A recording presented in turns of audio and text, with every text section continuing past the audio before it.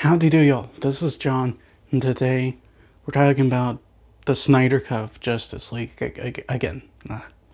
Sorry I stuttered there. However, this time we're gonna use spoilers and stuff. This is a spoiler talk. So if you have not seen Zack Snyder's Justice League, I recommend, unless you don't care about spoilers, going and seeing a 4-hour long epic first. Okay, you guys still there? Alright, let's get into it. Just like last time, I'm going to talk about Steppenwolf first. Again. Because Steppenwolf, they did not do him justice at all in the first Justice League. Like I said in my review, in the first Justice League, he felt like this vengeful whiner baby who always cried to his mother. And every time he held one of these mother boxes, he was just sitting there going, "Mother. Yes, thank you, Mother. I'm so glad you're here, Mother. Oh, Mother." They did not do him justice in any way, shape, or form. He was not a very intimidating villain. He did not feel like a threat at all. And he was just a bad villain. He was like a Marvel level villain, which, it was very disappointing. And yes, most Marvel villains suck. But in this film, not only does he look a lot better in terms of character design, but he's a much better written villain. He's not this vengeful whiner baby. He is a very intense villain. Just with how he came in, he just came in and started brutalizing Amazons, knocking them off of horses, kicking their horses. And there's even this brief moment where everyone just sat there and thought he was down, and he got straight back up. The little temple thing they had, the mother box, and they threw that into the ocean. He jumps right out. Like, the thing goes down, you think he's crushed, he jumps right out of the water. That helps to make a great villain. Not only that, but he had nothing to do with the initial Apocalypse invasion of Earth. That was his master, Darkseid. Darkseid did the invasion during the Age of Heroes, as they call it. Why is he attacking Earth? Because he has a debt. And that involves attacking Earth. And he has to fulfill this debt in order to get back home to Apocalypse. While he's here on Earth, he discovers this thing called the anti-life equation, which is like the symbol that, if you do something, I'm guessing it's like a mother box unity or something. I don't really know, but if you do something over this anti-life equation that Darkseid put on the ground here, you get to control all life in the multiverse. Not universe, multiverse. Not just this universe, but every other universe in the DC multiverse, which they are clearly creating a multiverse right now. Robert Pattinson's Batman, he's not a younger version of Batfleck. He's a completely different Batman. And I'm guessing he's like a multiverse, other universal version of Batman. They're even putting Michael Keaton's Batman in the multiverse in the upcoming Flash movie, which is awesome. There's all these different types of other characters in this multiverse. I really hope they bring Brandon Routh's Superman into this, because, I grew up with Routh as Superman. He was my Superman. I like Cavill. I definitely think Christopher Reeve did a few things better than either of those two. But when I think of Superman, because of Superman Returns, I have Brandon Routh's face on him. Because I grew up with that movie. That was my Superman movie. That was the Superman movie I loved watching. But that's just me. But yeah, back to the anti-life equation. Again, when Steppenwolf had just assumed as soon as he found the mother boxes, the anti-life equation was there, really? But why didn't he just assume that? Because sometimes assuming things is actually not bad. Especially when something's as obvious as that. When Darkseid had to leave Earth, he left the mother boxes on Earth. Not really by choice, anyway. And the anti-life equation was still on the ground, and is still on the ground according to this movie. Speaking of characters that are done better, Cyborg is done a lot better. You get the implication that things are really tricky with his father right now in the original cut, the Whedon cut. In this movie, they just flat out say it, you know. Him and his father aren't really on the best of terms. He blames his father for his mother's death, even though his father had nothing to do with the death of his mother. And while he was not able to save his mother's life, he saved Cyborg's life. And Cyborg just views himself as the Frankensteinian monster his father created. Which, that's very rough. That's very rough for both a father and a son to have to deal with. I can't imagine what it would be like. And tragically, Cyborg's father dies in this version of the movie. He sacrifices himself to get the Justice League to save Earth. Steppenwolf's about to get the last mother box. There's no stopping him. Everyone knows that. The League is doing what they can, especially Cyborg, because his father's involved. And his father, instead, starts up this laser which hits the mother box, heats it up. They can detect the heat signature from satellites above Earth. He's trying to help them out there.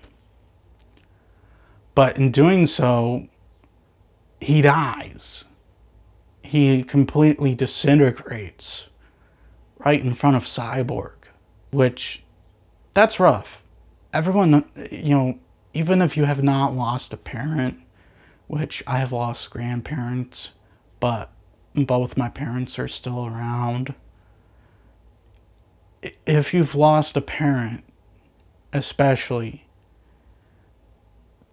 you would know how rough that is. And I'm pretty sure everyone can relate to this because, you know, everyone's going to have to go through it sometime in their life. Even I'm going to have to. I haven't yet, but I know I'm going to. You know, the mother boxes, that whole situation's also done a lot better. And they explain in detail how Steppenwolf is able to find these things. He finds the first one because it calls to him. He finds the second one not only because it calls to him again, but also, you know, he tortures a few people and gets that information.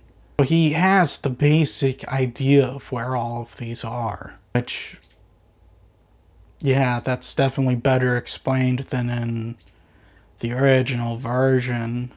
Anyway, also Superman coming back. That whole situation was also done a lot better. There's a whole lot of situations that are just done better in this movie. Superman coming back is one of them. As they are trying to resurrect Superman, the computer is pleading with them not to do that. Which, that's kind of terrifying. An AI pleading with you to not do something, that's scary. And, Cyborg, again, he's plugged into the machine and stuff. And the machine gives him a possible outcome of what could happen.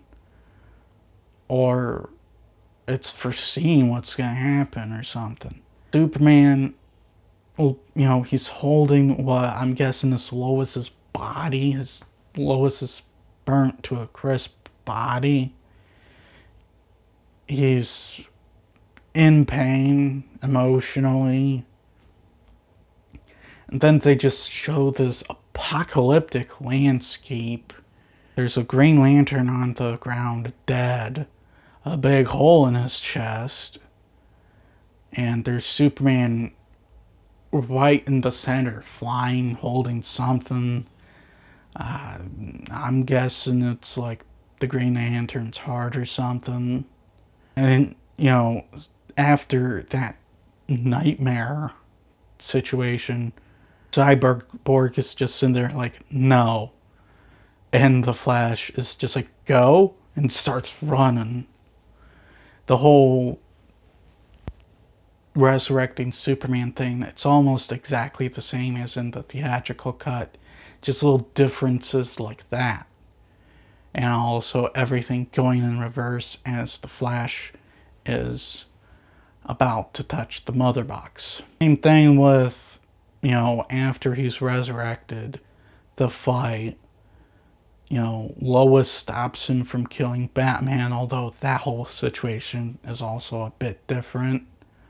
In the original film, it's Batman talks Lois into showing up. In this one, she's just there. Also, the Flash tries to run up to Superman, and Superman just dodges him, and the Flash instead runs into Aquaman. A little funny moment happens after the whole thing. The Flash looks at Aquaman, Aquaman looks at Flash, and Aquaman just points straight at the Flash with an angry face. That was funny.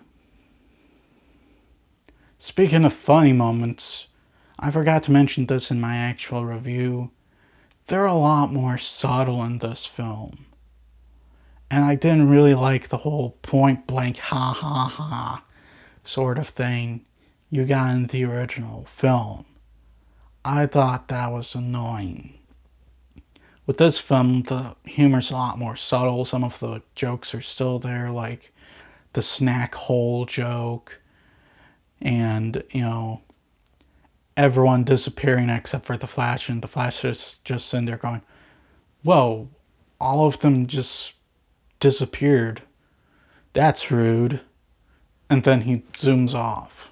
The humor is definitely done a lot better in this film, and if you think about it, there's some subtle humor in Man of Steel and Batman vs. Superman as well. Did she come with you? I thought she was with you. Moments like that. The last thing I want to talk about is the final fight. I know there's an epilogue and there's a lot of questions about that, but I'm ending it with the final fight, and it's awesome. It's way better than the final fight in the original Justice League.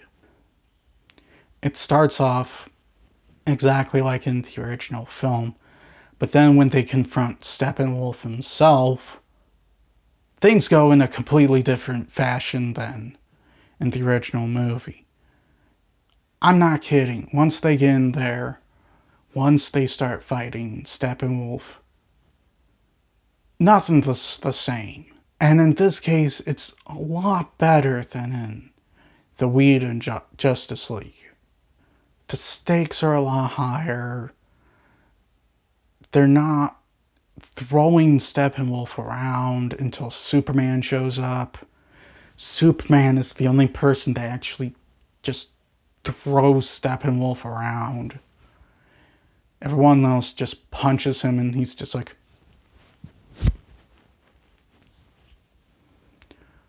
I'm not kidding, he pulls a Luke Skywalker in The Last Jedi. Just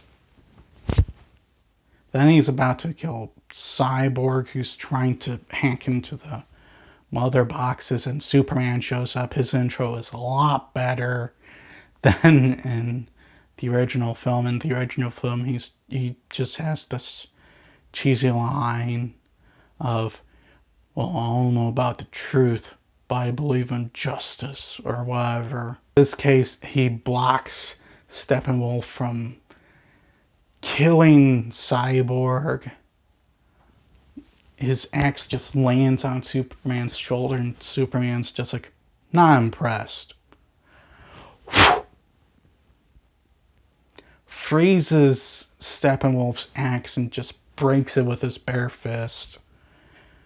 Starts throwing him around, which was awesome. Then a portal forms. And through this portal, you see Darkseid.